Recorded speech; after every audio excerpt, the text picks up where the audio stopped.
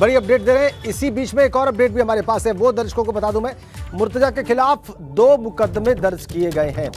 पहला मुकदमा हत्या और लूट की कोशिश का है। धार्मिक उन्माद बढ़ाने सहित कई धाराओं में मामला दर्ज किया गया है। 186, 153 ए, 307, 332, 333, 353, 394 आईपीसी और 7 सीएलए के तहत मामले दर्ज किए गए हैं। और दूसरा मुकदमा गोरखनाथ थाने में 4/24 आर्म्स एक्ट में भी दर्ज किया गया है। तो 2 मुकदमे दर्ज। विवेक त्रिपाठी के पास चलते हैं, वो ये जो धाराएं हैं इनके बारे में बताएंगे।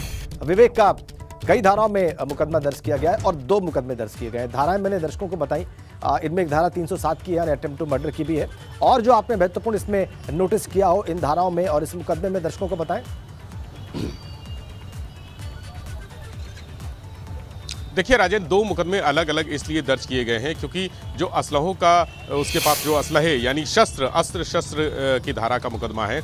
जो बांका मिला है, धारदार हथियार मिला है, एक बांका उसके हाथ में था और एक उसने बैग में छुपा कर रखा था। इंटेंशन देखा जाता है हमेशा कानून में कि इंटेंशन क्या है। इंटेंशन गलत था, उसने आते ही हमला कर दिया। उस जो हमले का मुकदमा है वो अलग है, लेकिन अस्त्र रखने का वो एक मुकदमा अलग है।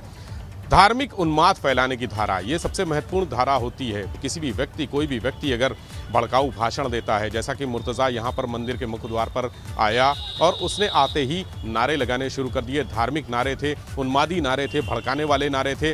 उनको सुनते ही जब तक लोग संभल पाते तब तक उसने जो बांका लेकर आया था अपने बांके से पुलिसकर्मियों पर हमला कर दिया, उनको लहूलुहान कर दिया और उनके असलहे छीनने की कोशिश की। असलहे छीनना यानी लूट की कोशिश करना, ये धारा भी उसमें शामिल है, यानी लूट करने की कोशिश, धार्मिक उन्माद करना। और 7 सीएलए यानी 7 क्रिमिनल लॉ अमेंडमेंट एक्ट, ये भी शामिल है। और इसके अलावा जो आगे तैयारी हो रही है वो जिस तरह से जांच चल रही है, जिस तरह से छानबीन चल रही है, विवेचना में नई चीज़ें सामने आ रही हैं, तो ये धारा अभी लगातार बढ़ाई जाएंगी। इसमें रासुका भी लगाई जा सकती है, क्योंकि राष्ट्रीय सुरक्षा कानून वहाँ पर लागू होता है जहाँ पर अफरा तफरी की स्थिति हो जाती है और समाज में एक अशांति का और भय का वातावरण पैदा हो जाता है। तो जहाँ पर बहुत सारे लोग, चूंकि एक मंदिर एक सार्वजनिक जगह है जहाँ पर हर जाति, हर धर्म के लोग, हर वर्ग के लोग आते जाते हैं। और उस समय, जिस समय ये हमला हुआ था, उस समय भी बहुत सारे लोग थे यहाँ पर, महिलाएं थी, बच्चे थे, पुरुष थे, बुजुर्ग थे। और इस दौरान जब ये हमला हुआ तो अफरा तफरी मच गई। उसके